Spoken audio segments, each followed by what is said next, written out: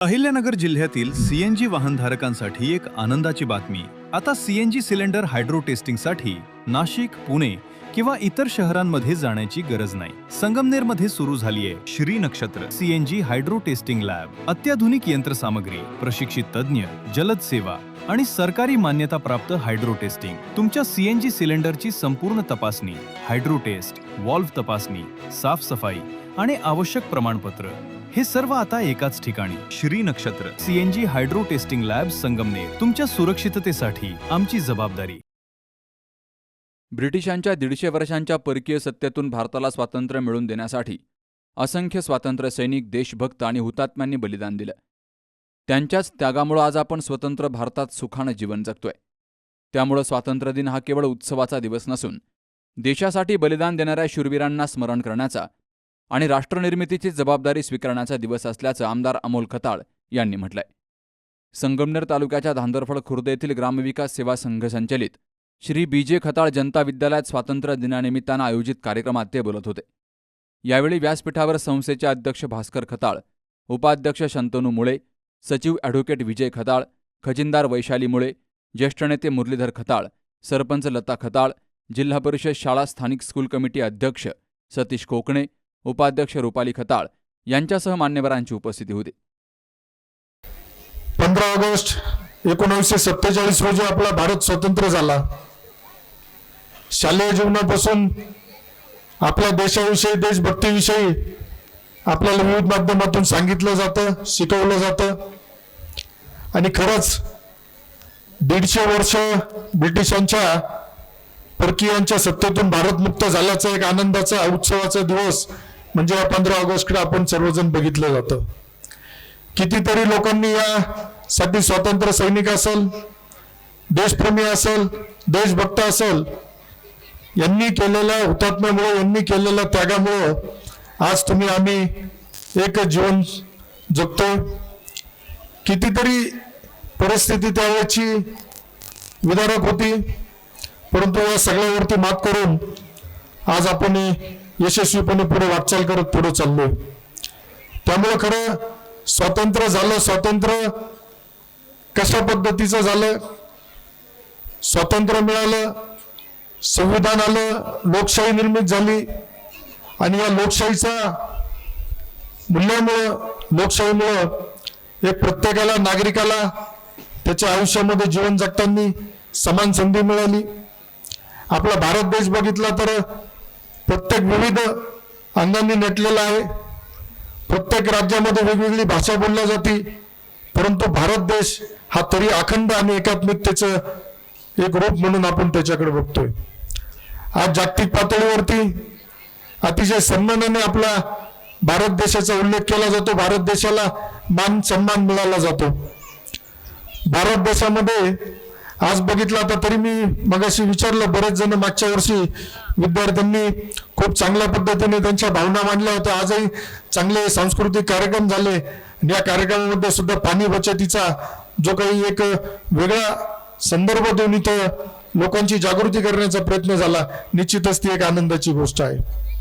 आज ज्या पद्धतीने तुम्ही आम्ही बघतोय का या धकाधकीच्या जीवनामध्ये जलसंवर्धनाची गरज आहे, आज पर्यावरणाचा समतोल राखण्याची गरज आहे. विद्यार्थ्यांना सुद्धा शालेय जीवनापासून आज योगाच्या बाबतीत असेल, लैंगिक शिक्षणाच्या बाबतीत असेल, या सगळ्या गोष्टींची येणाऱ्या पुढील कालावधीमध्ये आपल्याला गरज पडणार आहे. भारतातील प्रत्येक नागरिकाला सोयी सुविधा देण्याचा प्रयत्न आपल्या सरकारच्या माध्यमातून होतोय. आज संगमनेर सारख्या ठिकाणी ताई मला सांगायला आनंद होईल का ज्यावेळेस बिरबा महाराजांची आपला यात्रा उत्सव असायचा, त्यावेळेस याच पटांगणामध्ये संध्याकाळी पिक्चरचा कार्यक्रम असायचा. त्यावेळेस त्या कार्यक्रमाला यांच्यासारखाच मी बालवयात असताना त्या कार्यक्रमाला आवर्जून उपस्थित राहत होतो. आणि ही लोकशाही आहे. या लोकशाहीमुळं याच ठिकाणी एक आपला स्वातंत्र्य दिनाचा कार्यक्रम होतोय आणि त्या कार्यक्रमासाठी सुद्धा प्रमुख पाहुणा म्हणून येण्याचं भाग्य मला लाभलं. कारण हे फक्त आपल्या भारत देशामध्ये होऊ शकतं. या भारत मातेच्या ऋणातून आपण कधी मुक्त होऊ शकत नाही, एवढं आपल्या भारत देशाने तुम्हाला, आम्हाला सगळ्यांना दिलेलं आहे. आज खरंच खूप अतिशय खडतर परिस्थितीमध्ये शिक्षण संस्था चालवणं तसं सोपं काम नाही राहिलं. ठराविक लोकांनी शिक्षण संस्था म्हणून एक स्वतःची मक्तेदारी ठेवली, परंतु अशा परिस्थितीत आपल्या गावचं भूषण, ज्यांनी यापूर्वी महाराष्ट्रामध्ये त्यांच्या कामाच्या माध्यमातून एक वेगळा ठसा उमटवला होता, असे आपल्या सर्वांचे मार्गदर्शक आदरणीय स्वर्गीय विजय खताळ पाटील यांचा नामोल्लेख आज महाराष्ट्राच्या राजकारणामध्ये, महाराष्ट्राच्या सामाजिक जीवनामध्ये केल्याशिवाय राहत नाही. कारण त्यांनी केलेलं काम खूप मोठं काम होतं. आजही मी महाराष्ट्रातील इतर आमदारांना ज्यावेळेस मला भेट होती किंवा चर्चा होती त्यावेळेस आवर्जून आदरणीय दादांचा नावाचा उल्लेख केल्याशिवाय त्यांच्याकडून सुद्धा त्यांच्या भागात झालेले कामं, त्यांच्या कार्यकाळात झालेले जुने मतदारसंघात कामं याचा उल्लेख ते लोक नेहमी माझ्याशी आवर्जून या निमित्ताने करत असतात. आज आपल्या सरकारच्या माध्यमातून महिलांच्या सुरक्षिततेच्या बाबतीत चांगलं काम सुरू आहे. महिलांना रोजगारासंदर्भाची संधी उपलब्ध करून देण्याचं काम सुरू आहे. युवकांच्या बाबतीत सुद्धा शिक्षणाच्या बाबतीत काळजी घेतली जात आहे. शेतकरी असेल, कामगार असेल, सामान्य जनतेचे मूलभूत प्रश्न सोडवण्यासाठी आपलं सरकार कटिबद्ध आहे आणि त्या दृष्टीने निश्चितच काम करतंय. त्यामुळं संविधानाची जी ताकद दिली, या ताकदीचा उपयोग आज या विद्यार्थी दशेतील सगळ्या मुलांनी येणाऱ्या भविष्य काळामध्ये केला पाहिजे.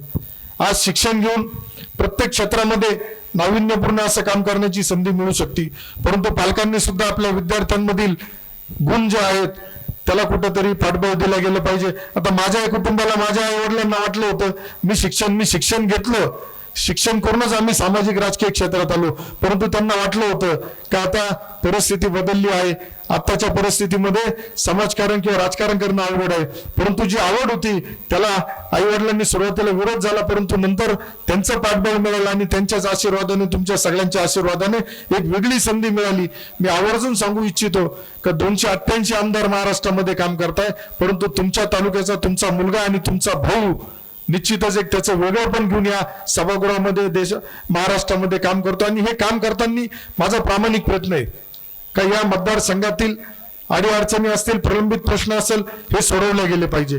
राजकारण हे निवडणुकीपुरतं करायचं असतं, परंतु इतर वेळेमध्ये आपल्याला विकास कामं करायची असतं. आज शिक्षणाच्या बाबतीत खूप काम करण्यासारखं आहे आणि मी ताईचं अभिनंदन करेल का ताईंनी ही जाण ठेवली आणि त्या माध्यमातून आज एवढी दातृत्व दाखवण्याची भूमिका आपण स्वतः घेतली. शाळेला खोल्या दिल्यात. मला वाटतं 25-30 लाख रुपयाचा निधी आपण व्यक्तिगत स्वरूपात देऊन या शाळेतील, या गावची बांधिलकी आणि आपल्या परिसरातील विद्यार्थ्यांची शैक्षणिक दृष्ट्या कुठल्याही प्रकारची गैरसोय होऊ नये याची काळजी आपण घेतली. याचा मला अभिमान आणि आनंद सुद्धा आहे. माझ्याकडून सुद्धा बरंच काम होणं बाकी आहे. मला सुद्धा बरंचसं काम शाळेसाठी करायचंय, परंतु गेल्या कित्येक वर्षापासून जागेची जी अडचण आली होती, पहिल्या जागेचा प्रश्न सुटल्यानंतर निधीच्या बाबतीत अडचण येणार नाही. पण आता आजूबाजूच्या गावातील, आपल्या गावातील नागरिकांची सुद्धा जबाबदारी आहे. उद्या विद्यार्थ्यांचा पट सुद्धा आपल्याला टिकता आला पाहिजे. विद्यार्थी सुद्धा शाळेमध्ये पट संख्या वाढली पाहिजे आणि निश्चितच ताईच्या असेल, बाबांच्या नेतृत्वाखाली या शिक्षण संस्थेचं कामकाज अतिशय चांगलं चालतंय. चांगलं या पुढील कालावधीत चालू राहील आणि विद्यार्थ्यांची सुद्धा संख्या निश्चितच आता इंग्लिश मीडियम, मराठी मीडियम असा भेदभाव न ठेवता मला वाटतं आता पालकांची भूमिका सुद्धा आपल्या मराठी शाळांकडे, माध्यमिक विद्यालयांकडे मोठ्या प्रमाणात सुरू झालेली आपण बघतोय. आज देशाचे पंतप्रधान आदरणीय मोदी साहेबांनी लाल किल्ल्यावरती आज स्वातंत्र्य दिनानिमित्त शुभेच्छा दिल्या. त्यामध्ये त्यांनी सांगितलंय की कशा पद्धतीने आपण भारत देश हा आज जगामध्ये एक वेगळं स्थान निर्माण करून काम करतोय. त्यामुळं आज कार्यक्रमाला खरं तर बोलण्यासारखं खूप होतं, बोलायचं खूप होतं, परंतु आजची परिस्थिती अशी आहे की आता कार्यक्रमाला खूप उशीर झालाय. त्यामुळे मी जास्त काही न सांगता आपल्याला एवढंच सांगेल की विद्यार्थी मित्रांनी येणाऱ्या कालावधीमध्ये शिक्षणाच्या बाबतीत, क्रीडा क्षेत्राच्या बाबतीत सर्व क्षेत्रामध्ये पुढे आलं पाहिजे. पुढे आल्यानंतर गावाचं असेल, आपल्या कुटुंबाचं, आई वडिलांचं, ज्यावेळेस तुम्हाला कुठलं तरी बक्षीस मिळतं, पारितोषिक मिळतं, आज इथं ज्यांना आपण पुरस्कार दिले गेले त्यावेळेस त्यांच्या आई वडिलांच्या चेहऱ्यावरचा जो आनंद असतो हा खूप वेगळा आणि एक समाधान देणारा असतो. त्यामुळे येणाऱ्या पुढील कालावधीमध्ये मी तुम्हाला खूप खूप शुभेच्छा देईल. आपल्या कार्यकाळात आपल्याकडून देशाची, समाजाची, सगळ्यांची सेवा झाली पाहिजे. आता सतीशचा तिकडून खुनाखुनी चालू आहे, पण सतीश त्याला अडचण नाही. इथं जे कार्यक्रमासाठी यावेळेस जी अडचण आली आपल्याला, तो येणाऱ्या पुढील कालावधीमध्ये जो आपल्याला स्टेज सन्मानाची जी मागणी आहे, तर स्टेजसाठी जो काही खर्च येईल तो व्यक्तिगत स्तरावरती माझ्याकडून निश्चित येणाऱ्या पुढच्या वर्षी कार्यक्रमाला गैरसोय होणार नाही हा शब्द या निमित्ताने तर यावेळी विद्यालयाच्या 2 नवीन शाळा खोल्यांचं आमदार अमोल खताळ, वैशाली मुळे आणि शंतनू मुळे यांच्या हस्ते उद्घाटन झालं.